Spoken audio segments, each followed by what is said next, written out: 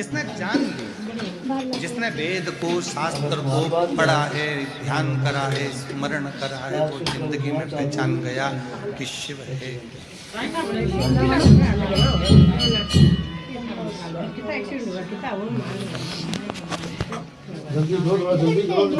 जल्दी करो थोड़ा। महाराज जी लोग पूछते हैं आप रुद्राक्ष का उपाय बताते हो, दुर्वा का उपाय बताते हो, बेलपत्र का उपाय बताते हो, गेहूं के दाने का उपाय बताते हो, चावल के दाने का उपाय बताते हो, मूंग के दाने का उपाय बताते हो, काली तिल का उपाय बताते हो, काली मिर्च का उपाय बताते हो। क्या ये सब हमारे पुराणों में, शास्त्रों में है?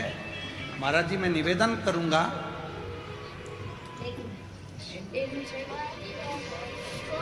फ्रांस के राजा नेपोलियन ने अपनी वाणी में एक शब्द कहा। जल्दी करो बड़ा भीड़ होगी तो नेपोलियन ने कहा कि धरती पर मनुष्य जन्म लेने के बाद तुम्हें जो चाहिए वो तुम्हें मिल सकता है। कैसे? बस तुम्हें जो धरती पर चाहिए वो कहीं ना कहीं किसी न किसी पुस्तक में हमारे पुरखों ने लिख दिया है। उस लिखे को तुम अनुभव करना चालू कर दो, तुम्हें दुनिया का सारा सुख प्राप्त हो।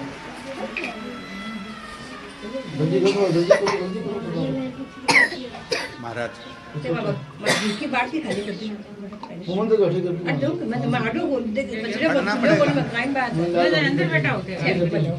पहले टीवी कम थी, पुस्तक ज्यादा थी।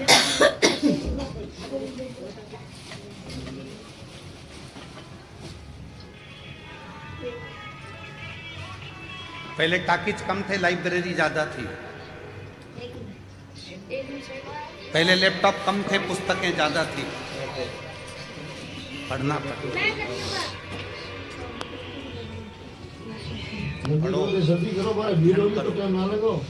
एक एक पुराण का अध्ययन करो, पढ़ो।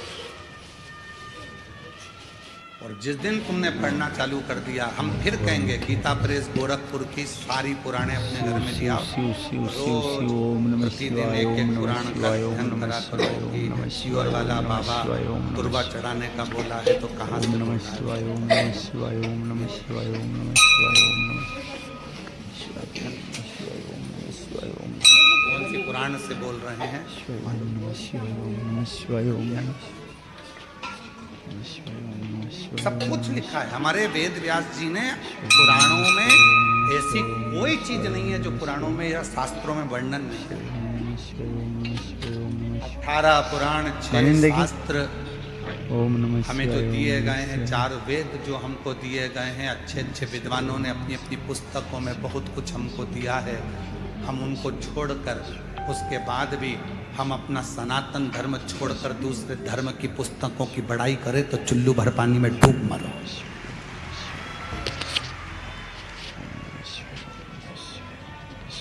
अपने सनातन धर्म की पुस्तकों को छोड़कर, 4 वेदों को छोड़कर, 6 शास्त्र को छोड़कर, 18 पुराणों को छोड़कर, और हमें दूसरा धर्म यदि पसंद आ रहा है कि उनकी उसमें ये लिखा था तो उनके उसमें ये लिखा था तो उनके उसमें ये लिखा था। हमारी पुराणों में, हमारे शास्त्रों में, हमारे वेदों में कम लिखा है। ओम नमः शिवाय। जैसे मंदिरों को मिटाने का काम विधर्मियों ने करा, तीर्थों को नष्ट करने का काम विधर्मियों ने करा, वैसे ही हमारे वेद और शास्त्रों में भी अटकलियां, हमारे वेद और शास्त्रों को भी मिटाने का काम विरोधियों ने करा, विधर्मियों ने करा।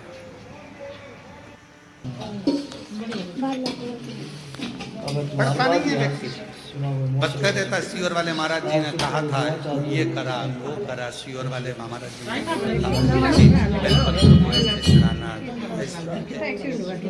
एक बेलपत्र की डंडी दिशा की भी मूलता रहती है कि डंडी कहाँ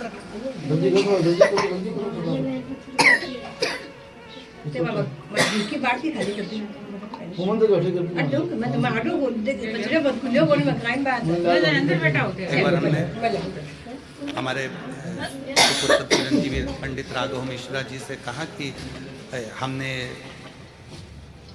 शिव पुराण में पढ़ा है कि बेलपत्री की डंडी का मुख संतान के लिए चाहिए, तो उसको इस तरह से रखा जाता है, और बीज की पत्ती का मुख ऐसा रखा जाता है। जरा इसका असर होता है क्या? कोई ऐसा शास्त्र है क्या? कोई ऐसा साइंस है क्या? जल्दी करो, बड़ा भीड़ होगी तो टाइम ना लगाओ।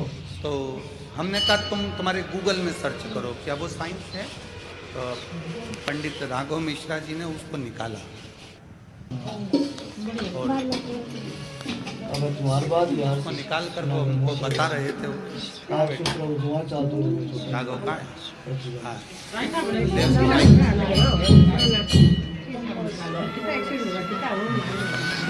वहीं से बोलो।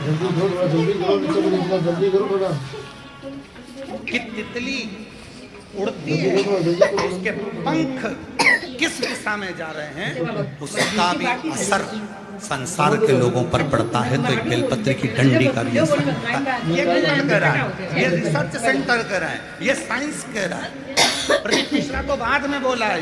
ये सब चीजें लोग उसको अनुभव कर रहा है कि बेलपत्र की डंडी प्रदीप मिश्रा जी ने यहाँ चढ़वा दी, दुर्वा यहाँ चढ़वा दी, जल यहाँ चढ़वा दिया, स्थान पर गेहूं चढ़वा दिया, चावल का स्थान ये बता दिया। तो इसका असर क्या होता है? आपने जिसको पढ़ा है क्या कहते हैं उसको? Butterfly effect. साइंस में एक बटरफ्लाई इफेक्ट बताया गया, जिसमें बताया गया कि एक चींटी अगर कन्याकुमारी में चल रही है तो उसका असर कश्मीर में पड़ रहा है। जोरदार ताली बजाकर साथ में। चींटी कन्याकुमारी में चल रही है तो उसका असर बटरफ्लाई इफेक्ट। ये एक रिसर्च सेंटर ने रिसर्च किया कि एक तितली का पंख ऊपर नीचे होता है तो उसका फर्क संसार के लोगों पर पड़ता है। तो हमारी बेलपत्र चढ़ाने का फर्क हमारी जिंदगी में क्यों ना पड़ेगा? बैठ जाइए। हमने कहा हम इसको बोलते आ रहे हैं, लगभग हमको बोलते इन सब चीज़ों को सालों हो गए। तो जरा अब इस पर साइंस कितना काम कर रहा है वो देखो, साइंस काम कितना कर रहा है वो देखो। तो राघव जी ने उसको सर्च मारा, निकाला, फिर उन सब सर्चों को देखा गया कि कितना कितना कौन कौन से देश पर केवल जरा से पंख का असर कितना होता है। फूल की दिशा, आज दुनिया के लोगों को तो भगवान को फूल चढ़ाना भी नहीं आता। जल्दी करो, हम आपसे पूछें कि शिव जी को फूल कैसे चढ़ाया जाता है, हम आपसे पूछें कि भगवान को फूल कैसे चढ़ाया जाता है, तो आप फूल ले जरा।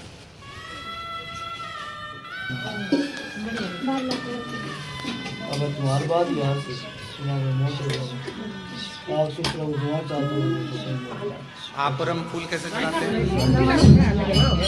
शंकर जी पे या देवता पे फूल ऐसे चढ़ाएंगे कि फूल का जो मुख है वो अपनी ओर। जल्दी करो थोड़ा। और डंडी का मुख कहाँ रखा? भगवान की ओर। तो भगवान जब बैठे रहते भगवान के सामने आप इस तरह से श्रृंगार के भाव से जमा दे भगवान के सामने।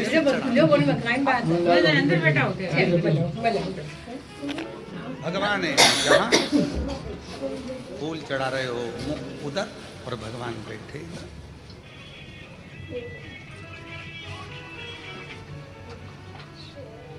डंडी का मुख अपनी ओर हो और फूल का मुख मेरे परमात्मा की ओर। परमात्मा किसी को दिया जाता है तो उसको डंडी से नहीं दिया जाता, उसको पुष्प का अग्र भाग दिखाया जाता है। जब फूल का आगे का भाग उसको दिखाते हैं तो वो समझ जाता है कि डंडी में कांटे हैं और इसने अपनी जिंदगी में सारे कांटों को संभाल कर रखा है, तो इसकी जिंदगी को जो फूल की तरह कर देना है।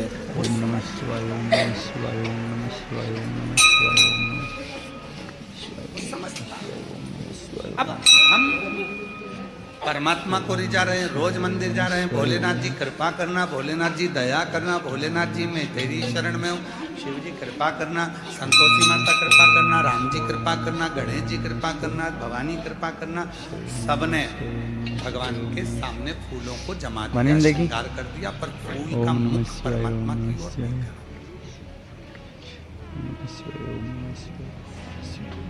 हम क्या सोचते हैं कि फूल जो भी मंदिर देखे उसको अच्छा लगना चाहिए।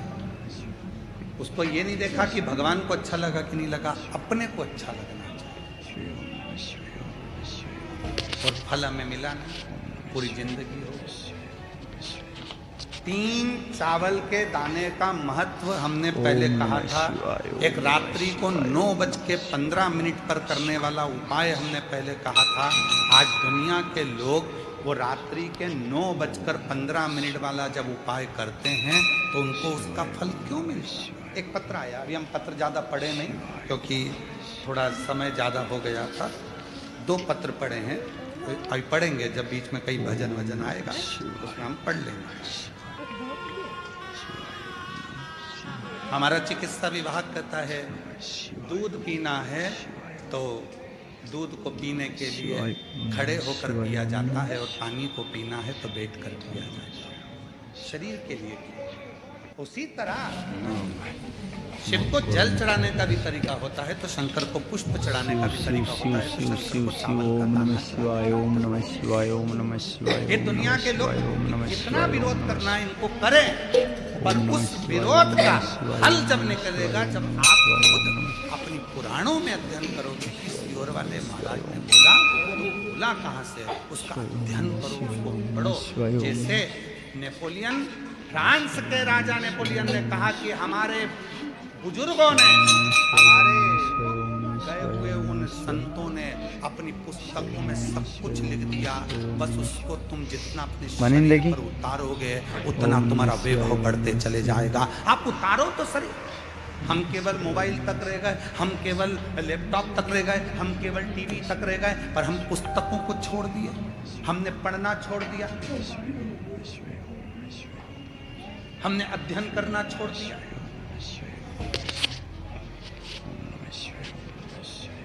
सूरत वाले सोमानी जी बैठे हुए हैं, कहाँ है सोमानी जी? हाँ ये बैठे। सोमानी जी के घर पर हम जब सूरत में गए तो इनका बड़ा पोता बहुत बोलता है और वो बड़ा पोता हमारे पास में आकर बैठ गया और पास में बिल्कुल बाजू में आकर बैठा।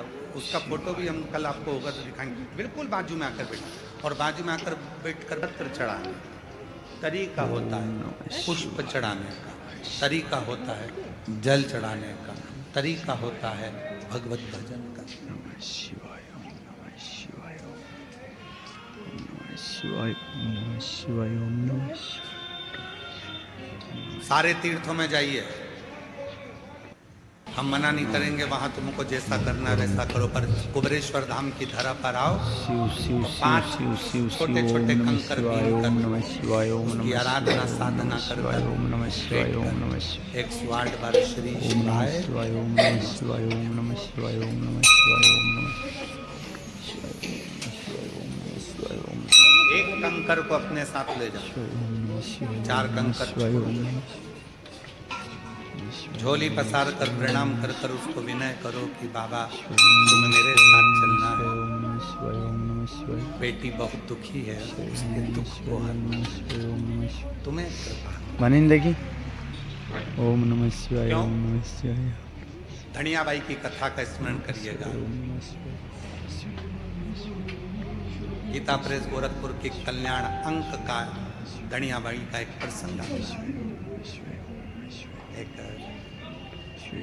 हरियाणा की रहने वाली धनिया जो शिव के मंदिर जाती थी, पूरे गांव के लोगों के पास में गाय भैंस सब थी। ओम नमः शिवाय, ओम नमः शिवाय, ओम नमः शिवाय, ओम नमः शिवाय। कल्याण का ये अंक और कल्याण अंक का ये विश्वास की कथा जरा ध्यान। धनिया के पास में ना गाय थी ना भैंस थी, कुछ भी नहीं था क्योंकि धनी नहीं था। पर शिव की भक्ति, शंकर ओम नमः शिवाय। और शिव भक्त की जो भक्ति होती है इसकी परीक्षा गणिया के पास शिवाय ओम नमः शिवाय ओम नमः शिवाय ओम नमः शिवाय ओम नमः शिवाय। 2 बेटे हैं, दोनों दिन भर मुक्कुरु मुक्कुरु काम करते हैं। शिव शिव शिव शिव शिव शिव ओम नमः शिवाय ओम नमः शिवाय ओम नमः शिवाय ओम नमः शिवाय ओम नमः शिवाय ओम नमः शिवाय ओम नमः शिवाय ओम नमः शिवाय ओम नमः शिवाय। शिवरात्रि का उत्सव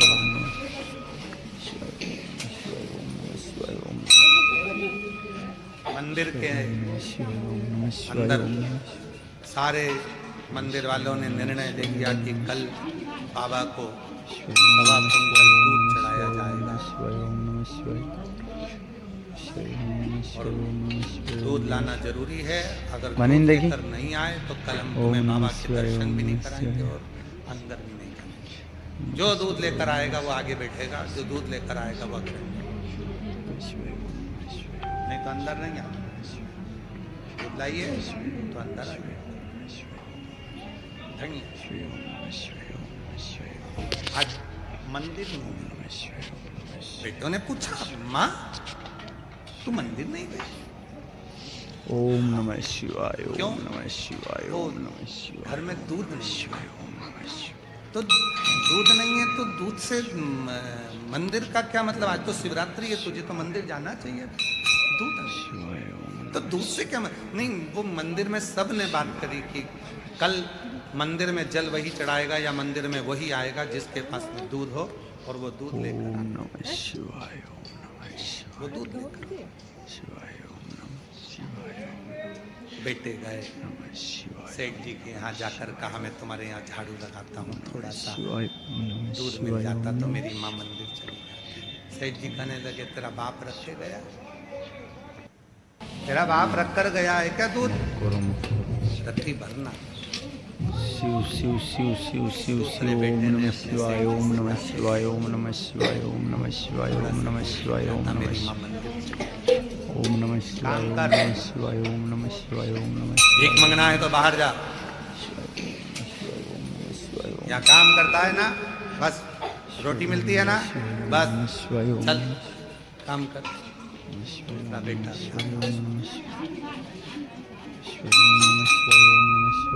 माँ आज मंदिर नहीं गई धनिया,